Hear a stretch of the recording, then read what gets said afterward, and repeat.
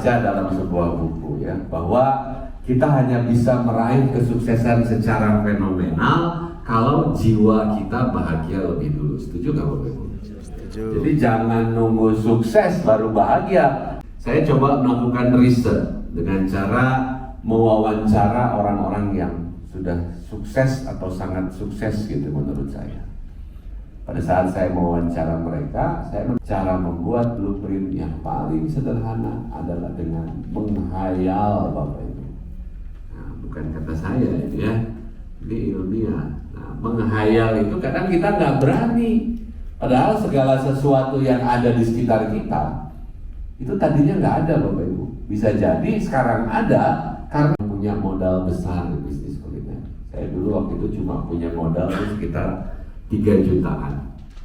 Nah, 3 juta itu jadinya bisnis kuliner seperti apa? 3 juta itu jadinya bisnis kuliner seperti ini. Ini adalah bisnis kuliner pertama saya. Namanya Pecel Lele Lela. Ya. Tempatnya di sini. Lumayan lah tempatnya ya. Lumayan sempit maksudnya ya. Ukurannya cuma 3x3. Saya sewa tempatnya waktu itu masih ingat sekitar 250.000 sebulan. Saya buka. Kemudian saya satu cabang aja pusing. Ya kalau ngomong pusingnya sama Bapak Ibu ya, saya juga pusing. Nah terus gimana bisa bertahan dari satu cabang ke cabang berikutnya? Nah kalau dulu saya ditanya caranya, saya nggak ngerti. Saya cuma masukin aja alamatnya kayak masukin ke Waze gitu ya. Kemudian saya jalani. Kalau sekarang saya bisa jelasin karena saya sudah lewati. Yang membuat saya bisa bertahan gitu ya, karena blueprint tadi Bapak Ibu. Karena saya punya tujuan. Saya menganggap bahwa diundang Presiden untuk diberikan penghargaan tahun 2015 ya. Nah, ini bersama tokoh inspirator Indonesia, ada 11 orang waktu itu. Nah, ini di sebelah saya ini dokter-dokter semua. Ini yang di tengah ini dokter cantik di pedalaman Papua, namanya Dokter Mesti Aryo Tejo. Kemudian di sebelahnya dokter muda dari Kota Malang, Dokter Gamal Albin Said, pernah ya di luar negeri pencelele. Nah ini hanya bagian dari perjalanan saya, Bapak Ibu. Saya yakin Bapak Ibu di ruangan ini masing-masing. Bapak Ibu, tapi saya takut sama orang yang walaupun punya satu tendangan, tapi berlatihnya ribuan kali. Paham? Dan saya percaya dengan melatih 8 jurus ini, maka Bapak Ibu bisa mengembangkan bisnis kulinernya lebih jauh lagi. Kita mulai dengan jurus yang pertama. Jurus yang pertama ini kalau dalam ilmu bela diri disebutnya jurus kuda-kuda. Kenapa dalam setiap bela diri kuda-kuda yang harus dilatih pertama kali? Supaya kita tidak gampang jatuh, supaya kita tidak gampang roboh ya. Jurus apa itu yang pertama? Jurus yang pertama adalah powerful mindset. Sering kita dengar ya, mindset. Golongan atau 2 kelompok. Ada fixed mindset, ada growth mindset. Apa itu fixed mindset? Fixed mindset ini adalah kelompok orang-orang yang melihat bila terjadi sesuatu kondisi atau keadaan pada dirinya, dia bisa saja menganggap kondisi atau keadaan itu sebagai sesuatu yang tidak bisa dirubah atau permanen. Misalnya ada orang buka bisnis kuliner, bisnis kulinernya sepi, rugi, terus dia akan bilang gini, yo kayaknya aku gak cocok ini di bisnis kuliner, bukan passionku. Terus nanti lebih jauh lagi dia akan bilang, yang cocok di bisnis kuliner itu harusnya yang wetonnya api. Aku wetonnya air, gak cocok. Kenapa api? Kan buat masak. Gak ada hubungannya sebetulnya. Nah, terus misalnya ada orang belajar main gitar. Belajar main gitar nggak bisa-bisa, nggak jago-jago. Terus dia akan bilang begini, kayaknya saya nggak ada bakat seni, bukan passion saya di musik. Padahal bisa jadi dia nggak bisa main gitar karena dia nggak ikut sekolah gitar atau les gitar. Bisa jadi dia nggak bisa main gitar Karena dia nggak bergaul di lingkungan orang-orang yang jago main gitar. Bisa jadi dia nggak bisa main gitar karena belajarnya atau nguliknya kurang rajin. Orang-orang yang melihat segala sesuatunya itu cuma sementara. Seperti yang saya bilang di awal seminar tadi, ya hidup kita ini aja cuma sementara kok. Kita dari lahir menuju mati. Ya. Semua yang terjadi di sekitar kita, semuanya sementara. Hari ini di luar terang, nanti. Lalu bagaimana cara melatih growth mindset kita? Cara melatih growth mindset yang paling cepat menurut saya, Bapak Ibu pasti sudah sering dengar jawabannya. Jawabannya ada di kalimat ini. Kita 5 tahun yang akan datang sangat ditentukan dengan siapa kita bergaul hari ini. Kita hari ini adalah hasil dari pergaulan dan lingkungan kita sebelumnya. Saya pernah baca buku karangan Brian Tracy. Ada satu kalimat yang bunyinya begini, Bapak Ibu. Orang yang senasib, ya, sekali lagi, orang yang senasib dilarang ngopi bareng. Nah, kenapa kira-kira? Kenapa orang yang senasib dilarang ngopi bareng? Saya kasih ilustrasi. Misalnya ada orang buka rumah makan, sepi terus, rugi terus, gak pernah rame. Lagi ngopi, gak lama temennya datang. Nasibnya sama. Bodoh, Bapak Ibu ya. Dia cerita lagi ngopi itu, dia cerita sama temen. Ini kenapa ya? Aku tuh dari dulu bisnis kuliner tuh gak pernah rame ya, rugi terus ya, sepi terus ya. Terus temennya bilang apa? Bodoh. Bodoh, aku juga sama. Emang susah ini ya bisnis kuliner. Iya. Saat mereka berdua ngobrol begitu, tertutup sudah pintu pengetahuan. Dalam mindset mereka, bisnis kuliner itu susah. Padahal di luar sana yang sukses banyak gak Bapak Ibu? Banyak. Bapak Ibu, saya pernah ada di fase menjalankan bisnis kuliner. Omset saya itu sehari cuma 100.000, 200.000. Kadang gak ada yang beli. Tiap bulan rugi. Sampai akhirnya saya bisa ketemu seseorang di Jakarta. Namanya Mas Agus Pramono, yang punya ayam bakar Mas Mono. Di Jakarta terkenal ya. Dari office boy sampai jadi miliarder ya. Pada saat saya ketemu Mas Mono ya saya banyak nanya gitu ya, banyak belajar, terus apa yang dia bilang saya praktekin, apa yang dia bilang saya praktekin, dan akhirnya nggak dalam waktu lama omset saya bisa ikutan kayak Mas Mono. Pada saat saya ketemu Mas Mono itu dulu omsetnya sehari 10 juta, 15 juta. Waktu dulu ya saya cuma bisa ngebatin aja dalam hati. Kapan omset saya juta-juta? Mungkin kata-katanya banyak yang Bapak Ibu sudah dengar gitu ya. Mindset lah, unique selling point lah. Tapi saya coba sampaikan dari sudut pandang saya. Kenapa bisnis kuliner Indonesia ini agak lambat pertumbuhannya? Ya, baru 1% dari total jumlah penduduk kalau di sensus gitu ya. Dan itu pun kadang banyak yang buka, kemudian banyak yang tutup. Karena apa? Karena tidak punya keunikan. Kenapa tidak punya keunikan? Karena pengusaha kulinernya latahan. Lagi musim ayam geprek, semua bikin ayam geprek, betul nggak? Betul. Lagi musim kopi, semua bikin kopi. Sekarang lagi musim apa? Es teh. Salah nggak? Nggak ada bener, nggak ada salah Bapak Ibu. Ya, sah-sah saja. Cuma yang ada konsekuensi. Konsekuensinya, kalau Bapak Ibu latahan, kalau Bapak Ibu seringnya ikut-ikutan, akan gampang dilupakan karena tidak punya keunikan. Ada yang nanya lagi ke saya, Mas Angga, kenapa ya saya kalau buka rumah makan tuh kok kayaknya sepi terus, rugi terus gitu ya. Mas Angga, kalau saya jualan makanan kok nggak begitu laku. Saya bilang, jangan-jangan rumah makannya sepi, ya makanan yang nggak laku karena nggak dibutuhin orang. Loh, maksudnya gimana nggak dibutuhin orang? Ya orang nggak butuh karena tidak menyelesaikan masalah orang. Maksudnya gimana Mas menyelesaikan masalah orang lain itu? Nah, ini Bapak Ibu, ini rumusnya. Produk yang sukses di bisnis apapun, ini kuncinya selalu ini Bapak Ibu. The winning product always solve problem.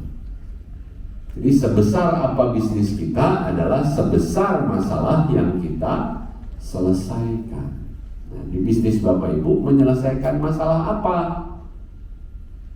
Maksudnya gimana Mas menyelesaikan masalah itu? Nah, yuk pagi hari ini kita belajar melihat dan menyelesaikan masalah. Itu rumah makan yang dijual apa? Harganya berapa?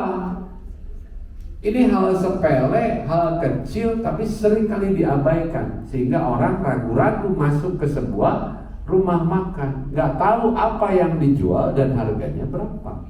Sehingga calon customernya merasa tidak punya kepastian.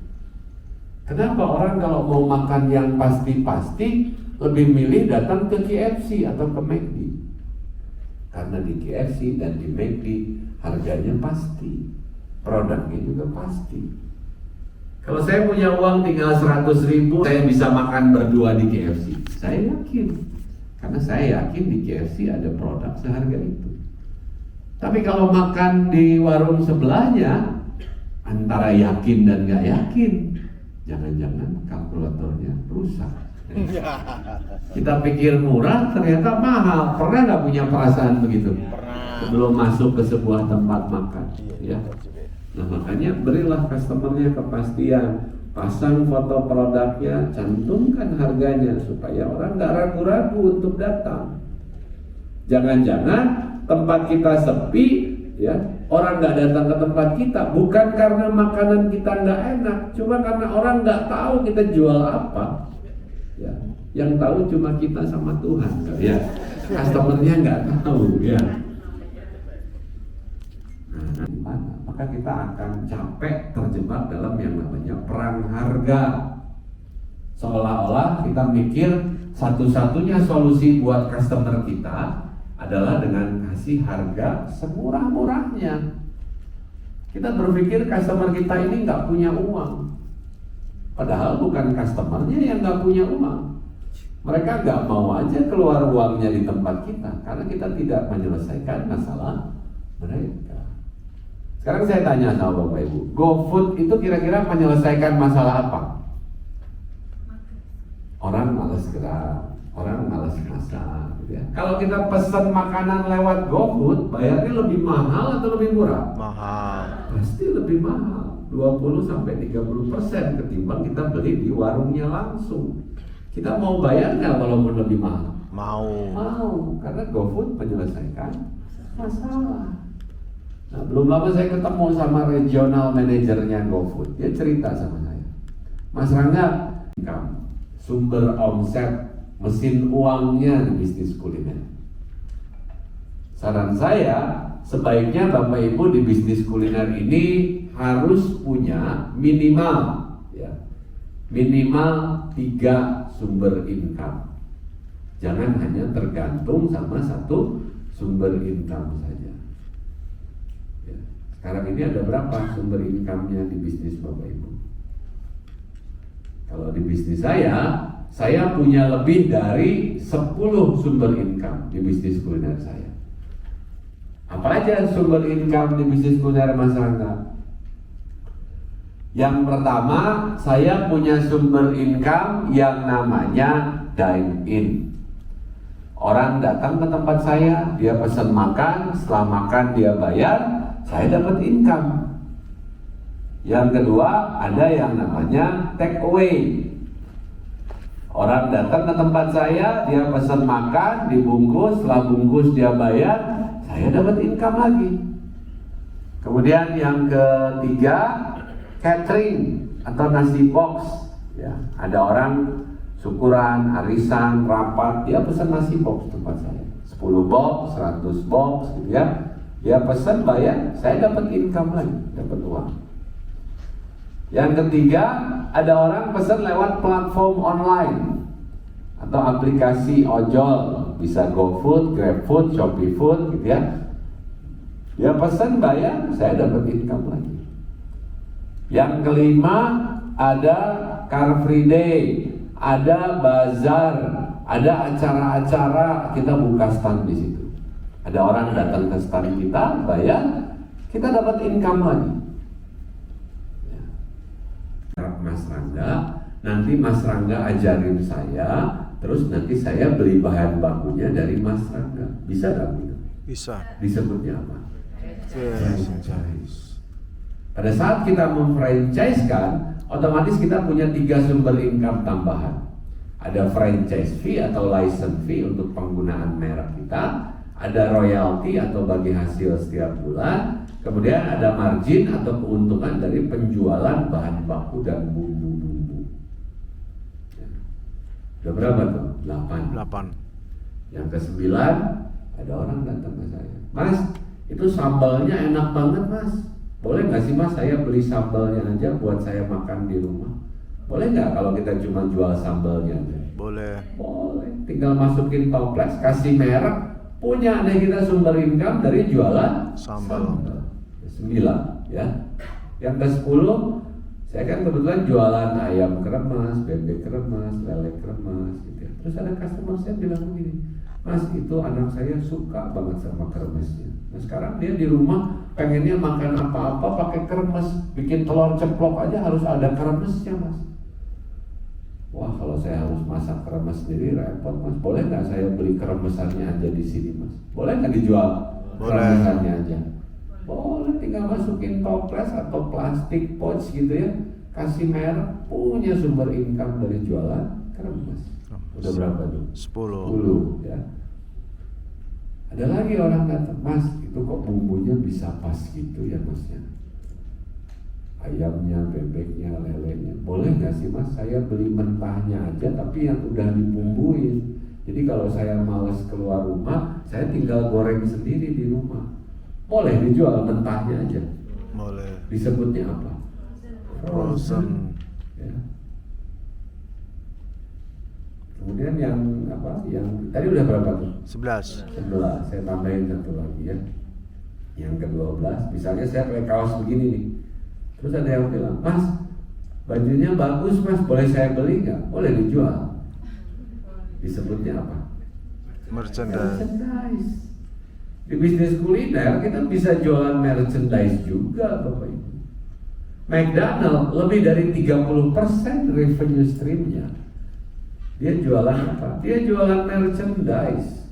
Dia jualan apa? Dia jualan mainan anak-anak yang dipaket atau dibundling dengan makanan yang kita kenal dengan nama apa? Happy Meal.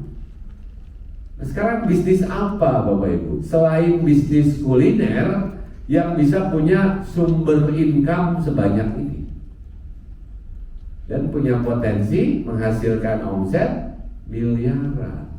Tadi saya mau kasih tahu caranya dapat omset miliaran. Siapa di sini yang mau omsetnya miliaran? Boleh angkat tangan, teriak saya. Saya. Oke, tepuk tangan lagi biar sehat, Bapak Ibu. Kurang sehat, lebih kenceng lagi. Oke, Bapak Ibu, kalau kata Leonardo da Vinci, siapa itu Leonardo da Vinci yang bikin lukisan apa? Mona Lisa. Dia bilang, sesuatu yang bisa kita bayangkan, itu bisa kita dapatkan.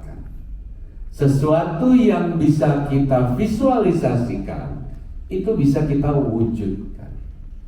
Jadi kalau Bapak Ibu pengen punya omset miliaran atau pengen punya uang miliaran, harus bisa bayangin dulu dari mana itu omset miliaran.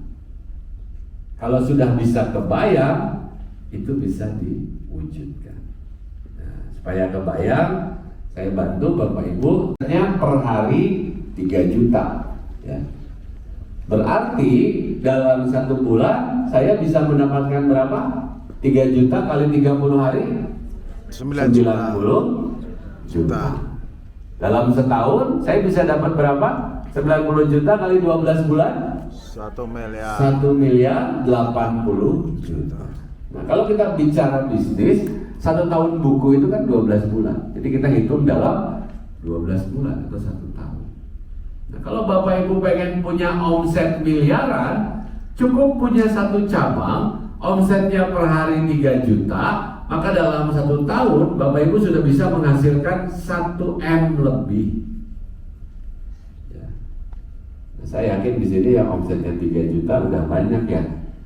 Tapi kadang ada yang nggak nyadar udah menghasilkan uang miliaran. Mas, saya omset 3 juta mas, tapi pengeluaran saya 4 juta mas. Ada yang begitu? Banyak. Ada. Mas, warungku tuh kelihatannya rame terus, tapi kok duitnya nggak kelihatan.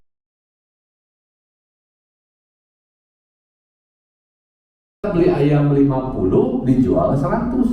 Berarti secara HPP kosnya 50 atau modalnya 50, profitnya 50.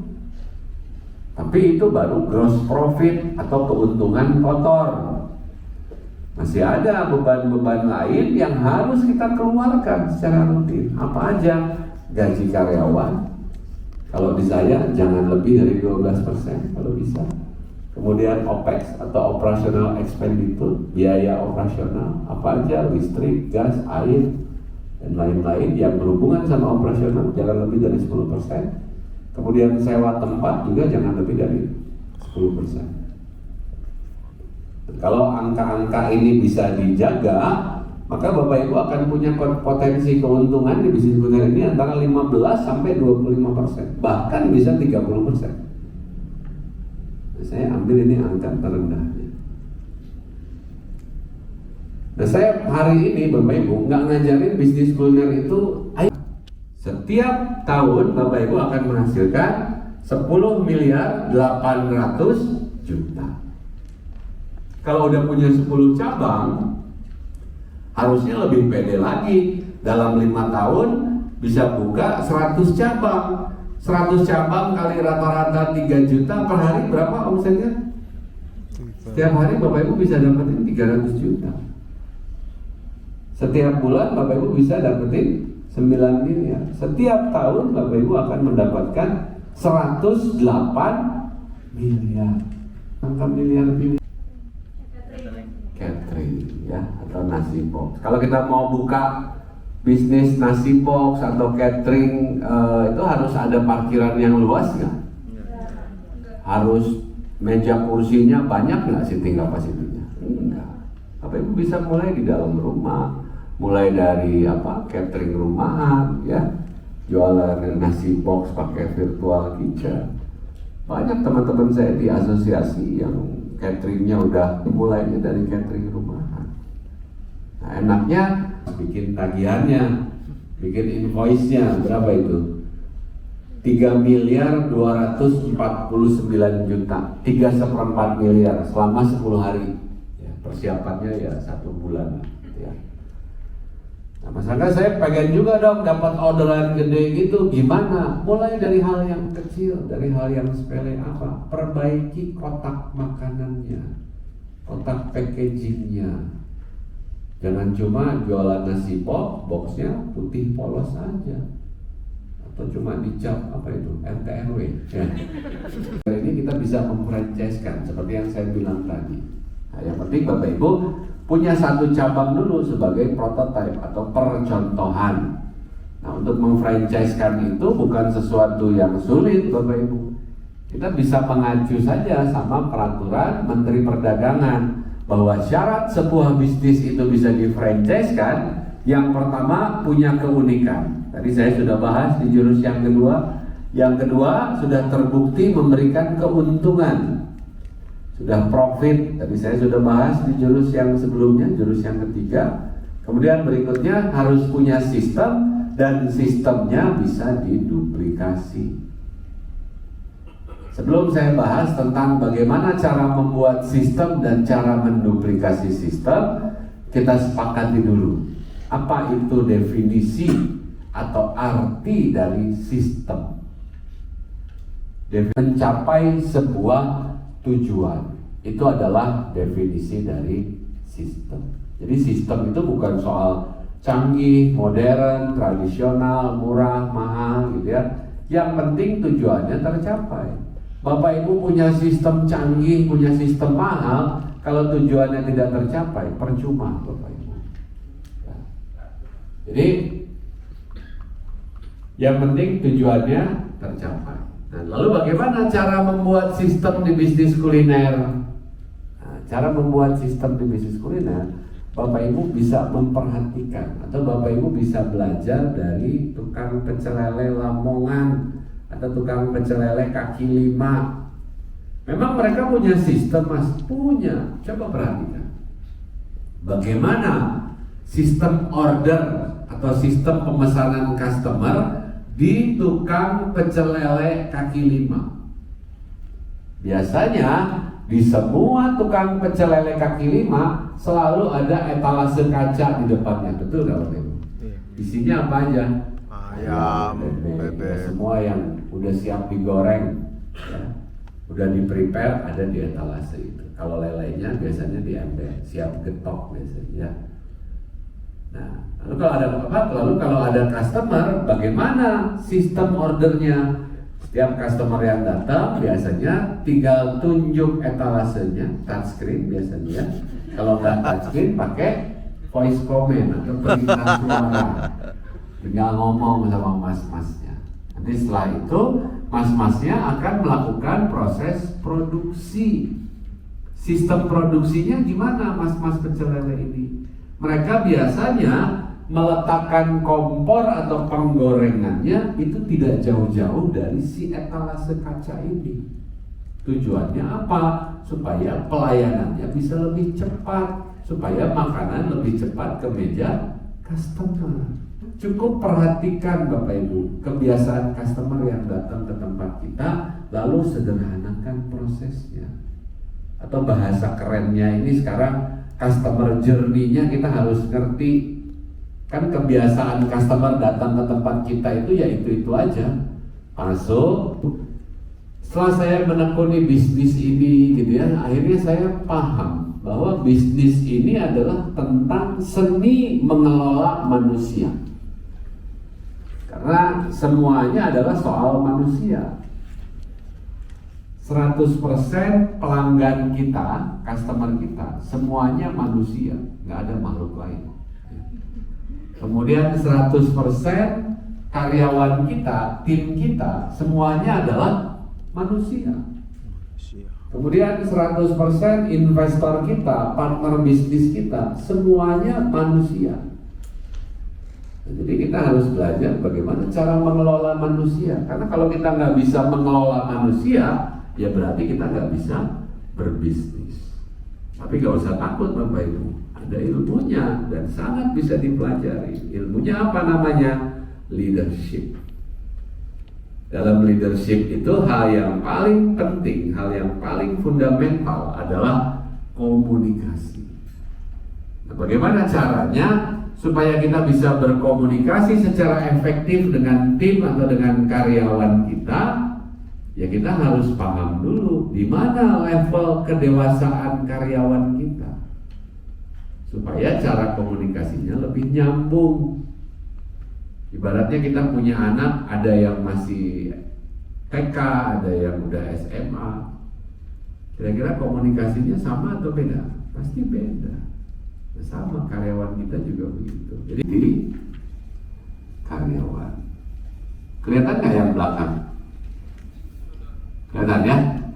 Jadi 4 level kedewasaan karyawan. Ada level M1, ada level M2, ada level M3, ada level M4.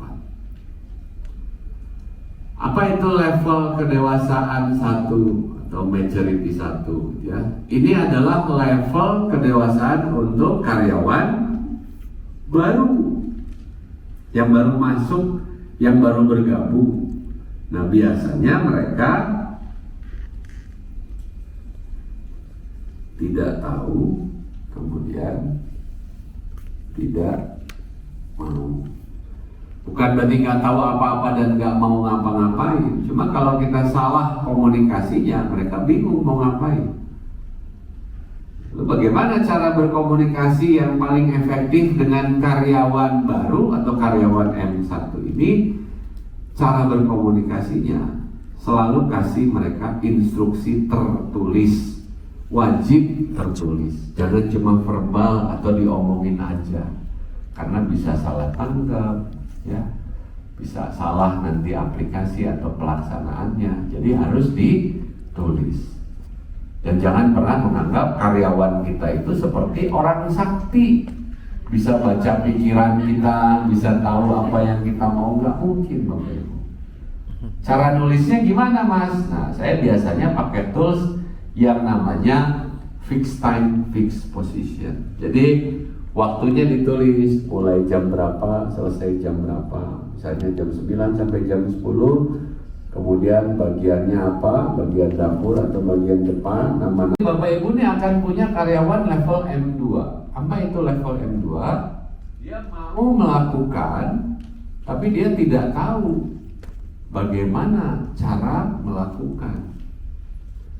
Nah, ini cara komunikasinya melalui SOP, dikasih SOP, dikasih training, kemudian simulasi atau role playing.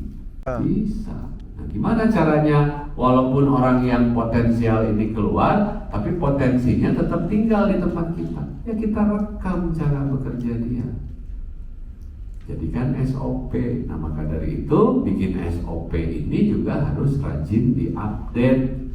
Bikin SOP ini jangan seperti bikin akte kelahiran. Bikinnya sekali, berlakunya seumur hidup, ya harus rajin diupdate. Nah, saya kebanyakan sekarang SOP itu bentuknya video seperti tadi, ya. Walaupun masih ada waktunya. Kalau di luar tanggal itu nggak bisa. Kalau di tempat saya, Hari Kasbon Nasional itu setiap tanggal 13, cairnya tanggal 15. Nah, di level tertentu nggak boleh kasbon lebih dari 300.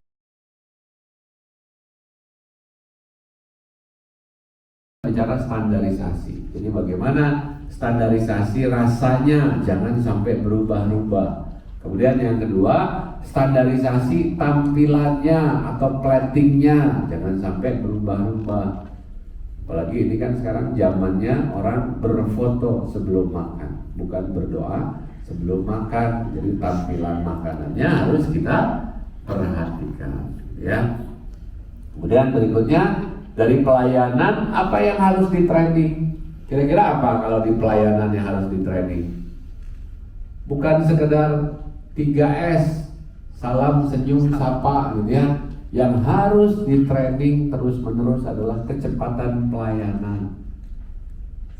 Seenak apapun makanan Bapak Ibu, kalau penyajiannya lama, saya jamin akan jadi nggak enak rasanya. Karena mood customer sudah rusak. Bapak Ibu harus tentukan berapa standar minuman harus keluar di tempat saya, berapa standar makanan harus keluar dan sampai di meja customer. Coba Bapak Ibu, terus restonya, karena orang nunggunya kelamaan, ya, dan kita tidak kontrol itu, ya. Nah, itu Bapak Ibu, cara trainingnya ya macam-macam. Ya ini cuma contoh aja ya. Ini kemudian dia mau melakukannya. Jadi Bapak Ibu sudah punya karyawan yang terlatih, ya, karyawan yang pintar. Level 4, dia tahu apa yang harus dia lakukan, tapi dia tidak mau melakukan. Dia tahu SOP-nya, ya, dia tahu, dia udah kita training, dia sudah kita ajari, tapi sama dia nggak dikerjain. Ada nggak yang begitu di tempat Bapak Ibu? Biasanya siapa? Karyawan lama, karyawan senior, ya. Ujung-ujungnya apa yang diminta? Naik gaji, ya. Udah masalahnya itu dari dulu ya itu aja. Masalah itu ya itu aja. Nah, tinggal bagaimana cara kita berkomunikasinya. Nah, biasanya lakukan yang namanya co-and-co coaching dan konseling. Coaching itu dikasih penilaian, dinilai kinerjanya, ya, diperbaiki. Konseling itu dimotivasi, tarik lagi dia ke level M3, ya. Kalau sudah di coaching dan di konseling nggak mempan, nah keluarin surat sakti. Bapak Ibu di semua punya surat sakti. Apa namanya? Surat SP1, SP2, SP3. Cari lagi Bapak Ibu. Ya, jangan mikir gitu ya. Tugas kita adalah membangun manusia di bisnis kita, bukan cuma sekedar membangun bisnis, gitu ya. Apa cara-cara ini? Powerful grand opening. Nah, grand opening ini merupakan salah satu komponen penting juga di bisnis kuliner karena ini mempengaruhi persepsi customer terhadap bisnis kita. Ya, jadi kalau pas buka sepi-sepi aja, kelihatan nggak rame, gitu ya, nggak ada aktivitas, nggak ada kehidupan, persepsi customer apa? Nggak laku, nggak enak, gitu ya. Padahal belum nyobain loh, gitu ya. Makanya kalau bisa begitu buka langsung kelihatan heboh dan ramai. Nah, saya punya level of confidence setiap saya buka cabang itu 99,9% pasti ramai dan antri, gitu ya. Karena apa? Bukan pakai penglaris, kuncinya ada di persiapan. Nah, ini saya putar dulu videonya ya sebelum kita bahas soal persiapannya apa aja. Nah, ini kalau saya buka cabang kondisinya begini.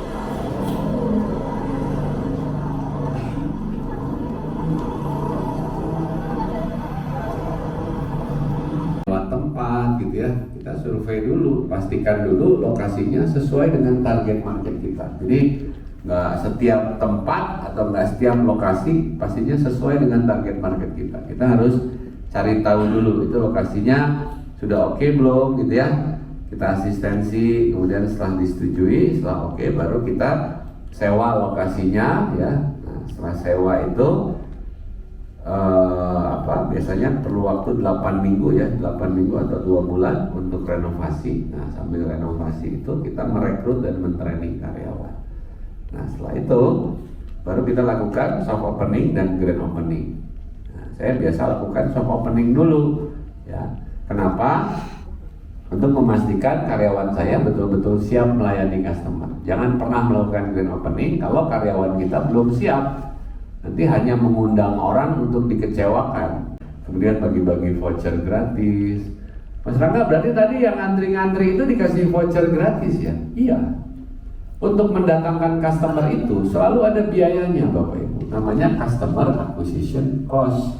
Saya kalau misalnya bagiin voucher 2 juta, kemudian setelah grand opening saya dapat omset 200 juta, berarti biaya promosi yang saya keluarin berapa? 2 juta banding 200 juta, hanya 1% dari omset.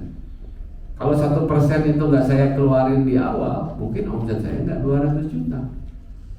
Nah, saya biasanya budget promosi itu ya selalu saya anggarkan 2-5% dari target omset. Misalnya target omset saya 200 juta, berarti saya harus buang di awal maksimal 5%, berarti sekitar 10 juta maksimal ya, 200 juta. Dashboard monitoring, karena bisnis kita itu sesungguhnya Bapak Ibu ya, bisnis kita itu sesungguhnya adalah kendaraan kita untuk kita mencapai tujuan kita. Nah, kalau Bapak Ibu kira-kira dari Solo ya, saya tanya Bapak Ibu kalau dari Solo mau ini, saya cuma bikin dashboard itu pakai Excel aja Bapak Ibu ya. Tapi dari Excel ini, dari selembar ini saya bisa tahu berapa atau bagaimana kondisi keuangan di setiap cabang saya. Saya bisa tahu berapa targetnya, berapa omsetnya, customernya setiap hari berapa. Bahkan uang Rp1.000 pun saya bisa tahu kemana larinya. Karena dashboard ini nyambungnya ke laporan arus kas atau uang keluar masuk setiap hari sama laporan laba rugi. Nah, saya coba kasih ilustrasi cara bacanya gitu ya. Yang aset itu adalah karyawan yang tepat, karyawan yang rajin, karyawan yang jujur, karyawan yang bisa diandelin, karyawan yang bisa diajak maju, itu baru aset. Nah, pertanyaannya, apakah semua karyawan seperti itu di tempat Bapak Ibu? Kalau enggak, berarti belum menjadi aset, masih menjadi biaya, dan biaya itu harus kita kontrol setiap hari. Nah, ini mungkin dashboard ini kita akan bahas di lain kesempatan gitu ya, tapi saya mau kasih rumus kaya, rumus auto kaya ya, silahkan dipraktekin. Jadi rumus kaya itu selalu ada 3. Kaya itu sama dengan tinggi kali banyak kali sering. Yang tinggi itu apa? Margin atau keuntungannya. Untuk dapat margin atau keuntungan yang tinggi bukan berarti Bapak Ibu harus jualan produk-produk yang mahal. Kontrol pengeluarannya, kendalikan pengeluarannya, kontrol cost-nya, maka Bapak Ibu akan semakin pintar Bapak Ibu mengendalikan pengeluaran, semakin tinggi keuntungan Bapak Ibu. Kemudian Bapak Ibu juga harus belajar marketing. Tugas marketing itu apa? Mendatangkan orang sebanyak-banyaknya supaya apa? Pembelinya banyak. Dan juga harus paham operation.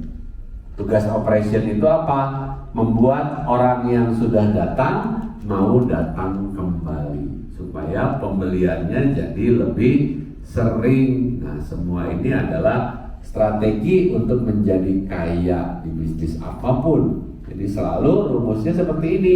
Kaya itu sama dengan margin tinggi kali pembelinya banyak kali pembeliannya sering, sama dengan kaya. Organik, ada yang anorganik. Kalau yang organik, kita dapat keuntungan dari bisnis kita simpan untuk buka cabang berikutnya. Kalau yang anorganik, ya, dengan cara memfranchise-kan atau memitrakan. Nah, memfranchise-kan itu, ini sejak tahun 2019 ada aturan baru dari Menteri Perdagangan bahwa setiap bisnis yang mau di-franchise-kan wajib punya yang namanya STPW atau surat tanda pendaftaran waralaba. Hati-hati Bapak Ibu, jangan pakai istilah waralaba atau franchise kalau belum punya STPW. Nanti sanksinya adalah pidana selama-lamanya 5 tahun dan denda sebanyak-banyaknya 1 miliar.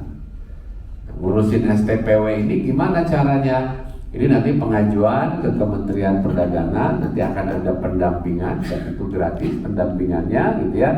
Tapi syaratnya Bapak Ibu harus membuat yang namanya prospektus usaha dulu. Nah, prospektus usaha itu apa aja isinya? Profil bisnis Bapak Ibu, kemudian proyeksi profil investasinya, berapa modal yang dibutuhkan, proyeksi pengembalian modalnya bagaimana, kemudian nanti poin-poin dalam perjanjian, jadi perjanjiannya harus disiapkan, kemudian laporan keuangan juga harus dicantumkan. Nah, itu 8 jurus yang bisa saya sampaikan pada hari